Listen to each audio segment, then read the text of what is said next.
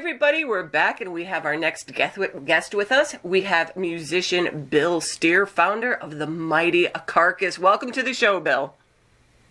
Thank you very much. So, Bill, Carcass been around for 35 so years, having broken up in 1996, but getting back together in 2007. So what caused that breakup, and why did you want to reform after 11 years? And we're glad you did, by the way. Yeah, God, I mean, that's hazy for me. My memory's not the strongest. But what I could say is, off the top of my head, I think the breakup was actually 95. Mm-hmm. But because of the way that album kind of leaked out their swan song, I mean, I guess that was the following year. So that maybe created the impression that we'd broken up then. But the band was already ancient history by the point of release. And then, yeah, I guess I haven't really counted the number of years, but at some point, as you said, was it around 2007, 2008? Mm-hmm. We got the band back together and did a bunch of reunion shows. And, a bunch of other stuff happened, and that led us to the point of making a record, Surgical Steel. So, yeah, I mean, it's been good. But, I mean, I guess going back to the breakup, it was just something that had to happen. We were exhausted. Not in terms of the workload, but we were just really sick of each other. The working relationship wasn't as cool as it had been, and we didn't really have much to compare it to because none of us had had proper jobs before. So probably the best thing that happened to us in terms of being individuals and human beings was the time away from the band. Because when we went back to it, it wasn't just fresh, it was like we were actually able to appreciate it more, and we just had a bit more perspective, I guess. And we're here today to talk about your new album called Torn Arteries. Your first full length in like 8 years or so. So it was supposed to be released, last year, but, something happened. But you did release that EP to appease the fans. So tell us a little bit about the EP. Well, essentially the EP is leftovers. It's stuff that we recorded during the album sessions. And it was a very similar vibe to the Surgical stuff, where we deliberately over-recorded. We recorded more than an album's worth of material, so we could pick what we felt were the best bits for the album. And then, ideally, later on, we'd release the extra songs. So that's how it worked out with Surgical and the following EP. And we intended to kind of reproduce that situation here. But then, as you said, the pandemic thing kicked off, and the label didn't want to release the album. So they just said, look, let's reverse it, put the EP out first this time. So, we had to sort of bow to their superior knowledge on this. That they operate in the music world, the business, as they say. So I guess we had to just trust them on that one. Well, at least we got to hear something from you guys, Bill, so we were happy. Oh, cool, good.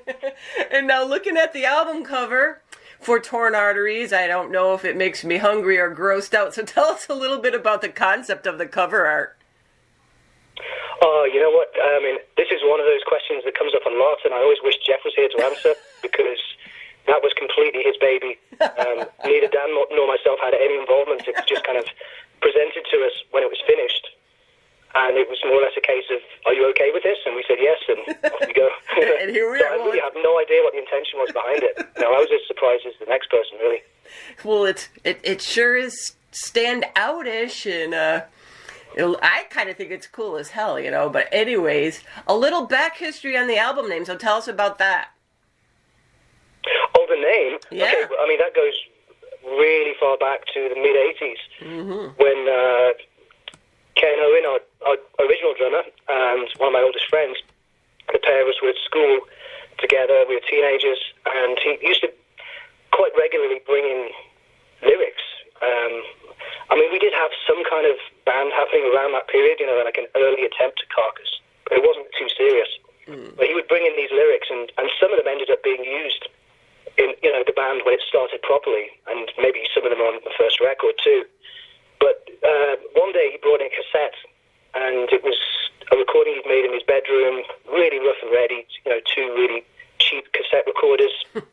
It's basically a guy playing acoustic guitar, hitting books for drums, and screaming into the mic. But because of the level of saturation, it's just so distorted. It sounded brutally heavy, and that was called Torn Arteries. So I guess Jeff remembered that, and just felt like that was the best album title. It's perfect. Perfect. And this is your first release with your new drummer and guitar player, Daniel Antom.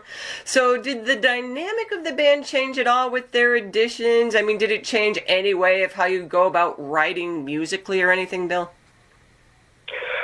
Not in any obvious sense. I mean, just to clarify, this album and the previous album were recorded as a trio. Mm-hmm. It was just Jeff, Dan, and myself. So, yes, we do have a second guitar player in the lineup, always, but those people have been brought in to play live with us. All right. Because, I mean, the recording process for this type of music, or at least for us, tends to be quite laborious, and trying to throw a new guy into the mix is just going to make things even harder. Right. That's one more voice, one more element of confusion. Because there's already enough back and forth between the three of us, if you know what I mean. Mm-hmm. So we always felt like that was the best kind of working situation for us. But yeah, Dan, needless to say, has appeared on both these records. And yeah, we write music in exactly the same way. Mm-hmm. It's always done, face to face. I bring in a bunch of riffs and we work through them in the rehearsal room. And as long as it takes to get a tune finished, we'll spend whatever time is that's required. So it's very similar to every early record we ever did, just in the way we put the songs together. But what Dan brings to the table is just his incredible musicality, because you don't have to explain to him what to play, for a little piece of music he brought in. He just gets it automatically and enhances it very quickly. Plus he has his own ideas on arrangements too, which is killer. Well, that makes life a lot easier then. It really does, yep. So what can we expect musically from this album then, Bill? I'd say it's got a much kind of broader scope than Surgical. Mm-hmm. I can still relate to that record in many ways. It was fun to do. It was a challenge, and everything felt very kind of spontaneous. Sometimes you'd make an error of judgment in the studio, and then you're committed to that, and you have to work around it, and sometimes you get some really nice accidents that improve the songs. But essentially, I hear that record as being very frenetic. It's hyper. There's not a lot of nuance going on. The dynamics are pretty much in the red the whole time. I'd say this record is different. There's more oxygen in the sound. Some of it is very intense, naturally. There's other bits where, I don't know, I just feel like this music is more kind of written for the stage, even though we didn't discuss that. Just from 5 or so years of touring of Surgical, that knowledge is just in your blood and your bones, and it's going to come out in the music that you choose to go with, and the music you cast to one side will probably be, because you're using that kind of critique, will this reach the back of the room? And you guys, you got a new single released called Kelly's Meat Emporium. So tell us a little bit about that song and why you decided to make this the single, if you will. I have no idea. I think I got outvoted. I didn't really see that as being a particularly special track. I think at one stage I was even questioning whether it should be on the album. But the other two felt very strongly, and that's usually how things work with us. It's fairly democratic on most issues, and I was outvoted, so I was quite happy to go with their judgment. And it seems to have been, proved correct, really, because the response has been very nice. That to me is the most, what's the word? That's the safest zone you'll hear us in on this album. Pretty much every other song has got elements that are, at least a couple of elements that haven't been heard before on a Carcass record. I'm not talking about anything drastic or experimental. I'm just talking about we bring in something new, because there's literally no point making it a new Carcass album unless we have something new to say. That is true. And are you guys going to be doing any cool pre-orders, box sets, any of that kind of stuff? One would imagine so. I don't really keep up with it because I've heard that there's some kind of deluxe version with a dinner plate and cutlery or something. I don't that's know. Cool. I've not seen it because I'm not really an online kind of guy, but it sounds kind of funny to me. Fair play to the label. That's very creative. And are you guys going to be back on the road this year?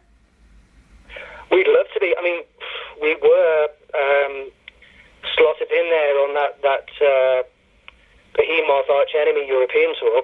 We were going to be playing below those two, which would have been a lot of fun. And then, of course, the current situation across Europe seems to indicate that it's not going to happen now. Right. Because that would have started the end of next month, so it's perhaps a little bit close. But we're still getting the odd offer for festivals. I mean, we got asked to do something later in the year here in the UK. So if that comes off, it'd be nice. I would hate to get to Christmas without us having played. Yeah, I would hate that too. Especially with you can't really force these things. Obviously, there's something much bigger going on that we have to contend with. So yeah, it's just best to just kind of relax and let nature take its course.